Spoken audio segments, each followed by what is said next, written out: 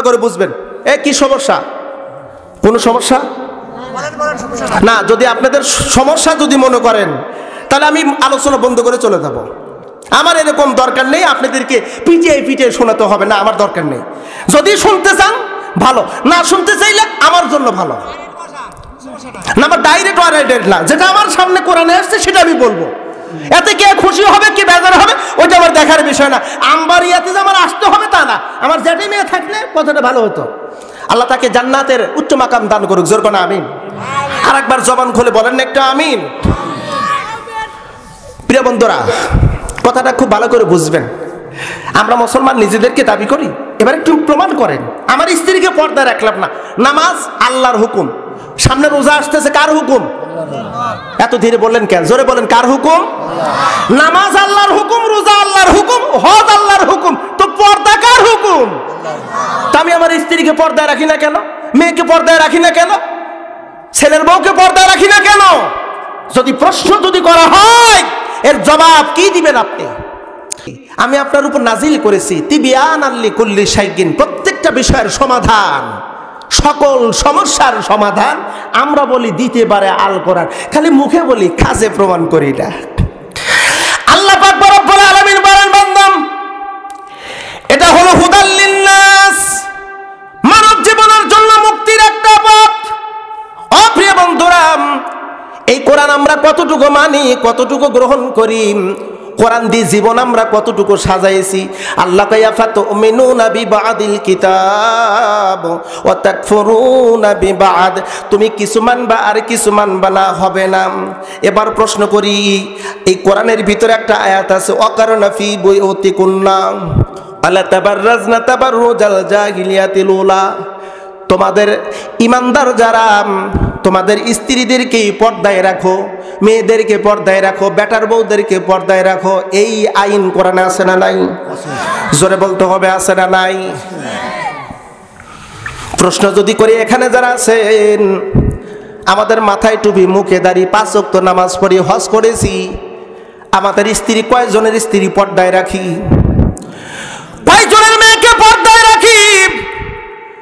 আমার কয়টা ছেলের বউকে পর্দায় রাখি? প্রশ্ন যদি করা হয় অ্যানসার আসবে না না না না। আপনি কেমনে মুসলমান বলে দাবি করেন? আল্লাহ কয় ও বান্দা, কিছু মানবা আর কিছু মানবা না, তুমি ইমানদার নাম। আপনি কি মনে করেন মন চাইলো নামাজ পড়লাম, মন চাইলো পড়লাম না, সপ্তাহে একদিন পড়লাম, বছরে একদিন 2 দিন পড়লাম, আমি মুসলমান? আল্লাহ কয় তোর মতন মুসলমান আমার দরকার নাই। আহাসিবান নাসু আইয়ুতরাকু আইয়াকুলা আমান্না ওয়া হুম লা ইফতানুন। আল্লাহু আকবার বলা যাবে? এত ধীরে বললেন, জোরে করলে একটু আল্লাহু আকবার। কোরআনের ভিতর 3টা অংশ উল্লেখ্য, 3 শ্রেণীর ব্যক্তির কথা আল্লাহ পাক বলেছেন। এক শ্রেণীর ব্যক্তি হলো লা তাসমাউ লিহাযাল কোরআন, এক শ্রেণীর ব্যক্তি সরাসরি ডাইরেক্ট বিরোধিতা করে। কথাটা খুব ভালো করে বুঝবেন। কি সমস্যা, কোনো সমস্যা না। যদি আপনাদের সমস্যা যদি মনে করেন তাহলে আমি আলোচনা বন্ধ করে চলে যাব। আমার এরকম দরকার নেই আপনাদেরকে পিটিয়ে পিটিয়ে শোনাতে হবে না, আমার দরকার নেই। যদি শুনতে চান ভালো, না শুনতে চাইলে আমার জন্য ভালো না। আমার ডাইরেক্ট ওয়ারাইডেড না, যেটা আমার সামনে কোরআনে আসছে সেটা আমি বলবো। এতে কে খুশি হবে কি বেজার হবে ওইটা আমার দেখার বিষয় না। আমবাড়িয়াতে যে আমার আসতে হবে তা না, আমার যেটি মেয়ে থাকলে কথাটা ভালো হতো। আল্লাহ তাকে জান্নাতের উচ্চ মাকাম দান করুক, জোর করে আমিন। আর একবার জবান খুলে বলেন একটা আমিন। প্রিয় বন্ধুরা, কথাটা খুব ভালো করে বুঝবেন। আমরা মুসলমান নিজেদেরকে দাবি করি, এবার একটু প্রমাণ করেন। আমার স্ত্রীকে পর্দায় রাখলাম না, নামাজ আল্লাহর হুকুম, সামনে রোজা আসতেছে কার হুকুম? এত ধীরে বললেন কেন? জোরে বলেন কার হুকুম? নামাজ আল্লাহর হুকুম, রোজা আল্লাহর হুকুম, হজ আল্লাহর হুকুম, তো পর্দা কার হুকুম? তা আমি আমার স্ত্রীকে পর্দায় রাখি না কেন? মেয়েকে পর্দায় রাখি না কেন? ছেলের বউকে পর্দায় রাখি না কেন? যদি প্রশ্ন যদি করা হয় এর জবাব কি দিবেন আপনি? ওয়াত্তাকু ইয়াওমান তুরজাউনা ফীহি ইলাল্লাহ সুম্মা তুওয়াফফা কুল্লু নাফসিম মা কাসাবাত অহুম লা ইউযলামুন। আল্লাহ কয়, এ দুনিয়ার মানুষেরা ভয় করো সেই দিনটাকে, যেই দিনে আল্লাহর সামনেই তোমাদেরকে দণ্ডায়মান করা হবে। এ প্রিয় বন্ধুরা, আমার এলাকার মুরব্বী, আমার মা বোনেরা, কথাগুলো শুনবেন, মনোযোগ দিয়ে কথাগুলো শুনবেন। আল্লাহ কয়, ওই দিনটাকে ভয় করো যেই দিন আল্লাহর সামনে তোমাকে দণ্ডায়মান করা হবে। এখন বলুন তো বন্ধু, আল্লাহর সামনে শুধু কি নির্দিষ্ট কোনো ব্যক্তিদেরকে ডাকা হবে নাকি সকল মানুষকে ডাকা হবে? বুঝে উত্তর দেন। সকলকেই। যদি বুঝতে না পারেন আমি বলে দিচ্ছি, সূরা বাকারার 281 নম্বর আয়াত, ওয়াত্তাকু ইয়াওমান তুরজাউনা ফীহি ইলাল্লাহ। ওই দিনটাকে ভয় করো যেই দিন আল্লাহর সামনে দণ্ডায়মান করা হবে। সুম্মা তুওয়াফা কুল্লু নাফসিম মা কাসাবাত ওয়া হুম লা ইউযলামুন। তুমি জীবনে যা কিছু অর্জন করেছো, সেটা গুনাহ হোক অথবা নেকি হোক, তোমাকে পাই টু পাই দেওয়া হবে, তোমার উপর কোনো জুলুম করা হবে না। আখিরাতের ময়দানে যদি জিজ্ঞেস করে, সলিমদ্দি তুই তো বড় একটা মৌলবী ছিলি, পাক্কা হাজি, পাক্কা নামাজি, তোর বউকে তো তুই পর্দায় রাখিস নাই, তোর মেয়েকে তো পর্দায় রাখিস নাই, অগর হিমাচরি নাম, অগ কুলসুম, তুমি তো 5 ওয়াক্ত নামাজ পড়েছো কিন্তু তুমি পর্দায় থাকো নাই। মাথার চুল আঁকা করে তুমি এই রাস্তা দিয়ে পুরো পাড়া, পুরো এলাকা, পুরো মার্কেট তুমি ঘুরেছো, তোমার সৌন্দর্য চেহারা মানুষকে দেখাইছ। যতজন মানুষ তোমাকে দেখেছি, প্রতিটা ব্যক্তির সাথে জেনা করার যত গুনাহ, সেই গুনাহ তোমার আমল নামায়। এ মুসলমান, আল্লাহ কয়, বান্দা যেটা আমি বলি সেটা তোমরা গ্রহণ করে এর মধ্যে কামিয়াব, এর মধ্যে কল্যাণ দিবেন কে? আল্লাহ। এত ধীরে বলতেছেন, জোরে বলুন, দিবেন কে? এবার 3 নাম্বার আসুন।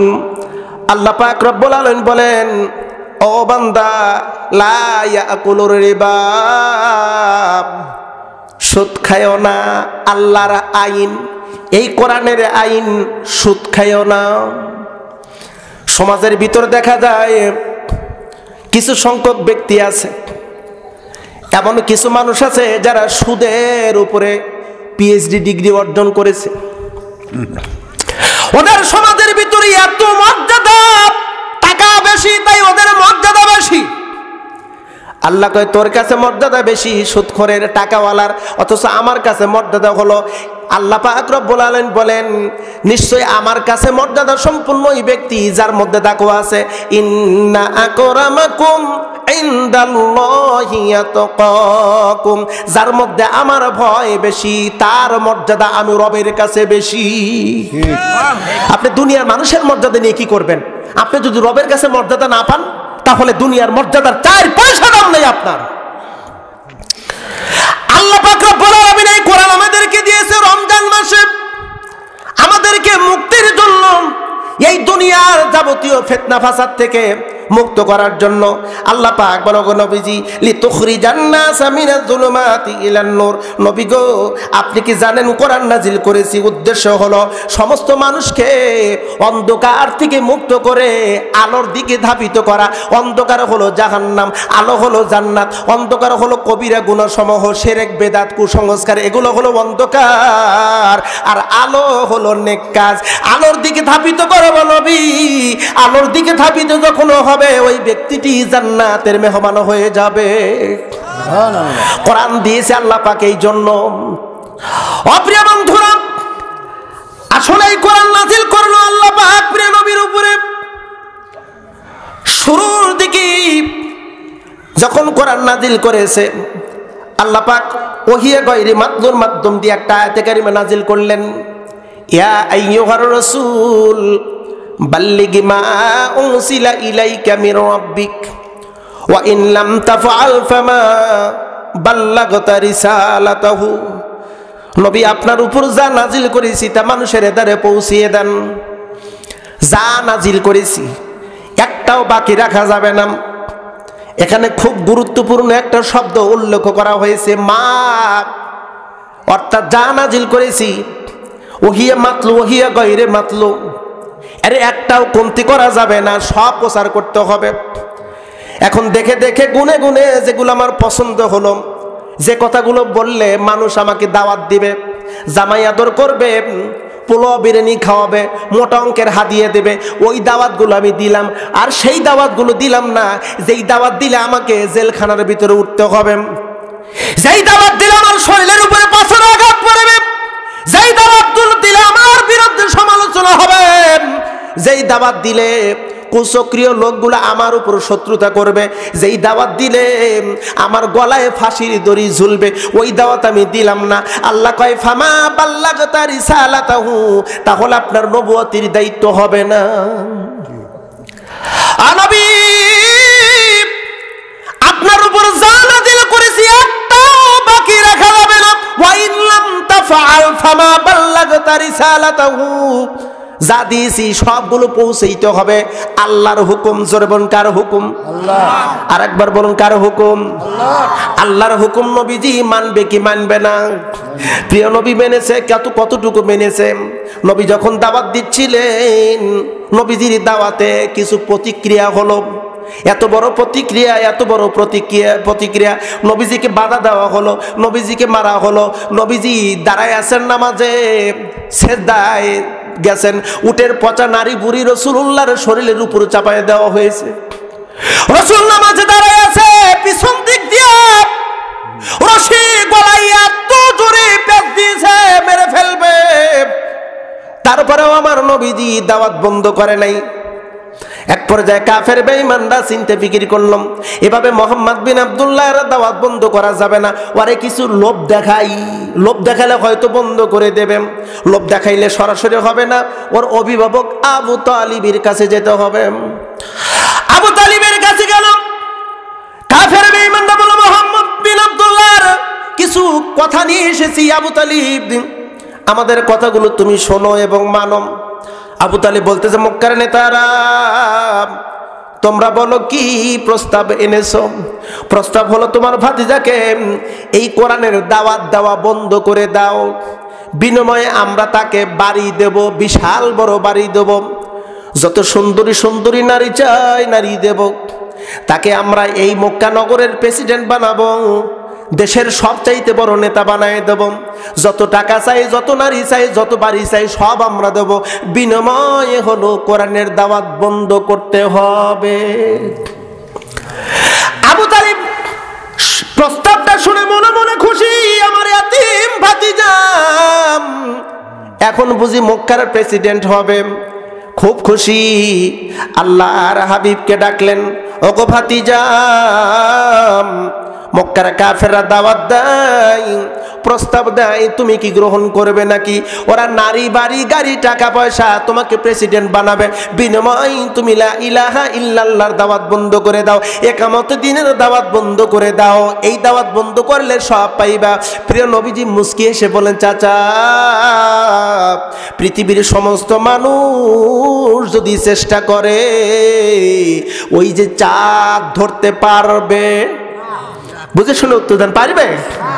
ওই সূর্য ধরতে পারবে না, তারপরেও যদি ওই চাঁদ আর সূর্য, এক হাতে চাঁদ আর এক হাতে সূর্য দিয়ে যদি বলে, মোহাম্মদ বিন আব্দুল্লাহ দুইটা জিনিস দিলাম, চাঁদ আর সূর্য তোমাকে দিলাম, বিনিময়ে তুমি এই নবুয়তির দাওয়াত বন্ধ করে দাও। চাচা রে, আমার জীবন দিতে প্রস্তুত আছি, দাওয়াত বন্ধ করতে প্রস্তুত নেই। দাওয়াত বন্ধ করব না। আয়ত্তে থাকে আপনার সমাজ, আপনার আয়ত্তে থাকে আপনার দেশ, আপনার আয়ত্তে থাকে আপনার রাষ্ট্র, আপনার আয়ত্তে থাকে। আপনার পরিবার সম্পর্কে জিজ্ঞাসাবাদ করতে হবে, জিজ্ঞাসাবাদ করবেন আমার আল্লাহ। আপনার সমাজ সম্পর্কে জিজ্ঞাসাবাদ করবে আপনার আল্লাহ। রব জিজ্ঞেস করবে আপনার ব্যক্তি সম্পর্কে। রাসূল বলেন, বাল্লিগু, পৌঁছায় দাও। আমার পক্ষ থেকে একটা এত যদি হয়, আপনি রাখাল, আপনার দায়িত্ব হলো পৌঁছানো। আপনি সমাজের রাখাল, দেশের রাখাল, মানুষের দ্বারে কন্টিনিউ প্রচার করতে হবে, পঙ্খানু একটাও গোপন রাখা যাবে না। সমাজের ভিতর অবস্থা এমনটি হয়েছে, বাবা নেই কথা বলা যাবে না, নেই কথার জামানা এটা না, বলে না মনে হয় সমাজের ভিতরে। আমাকে কতজন বলতেছে, হুজুর দীর্ঘ 15.5 বছর কেউ তো ঠেকাতে পারেনি, আলহামদুলিল্লাহ। হ্যাঁ, ঝড় আসবে, স্বাভাবিক, এটাই তো ইমানের পরীক্ষা। ইমানের পথ টাটাই ঘেরা, ফুল বিছানো নয়, ঠিক কিনা বলুন?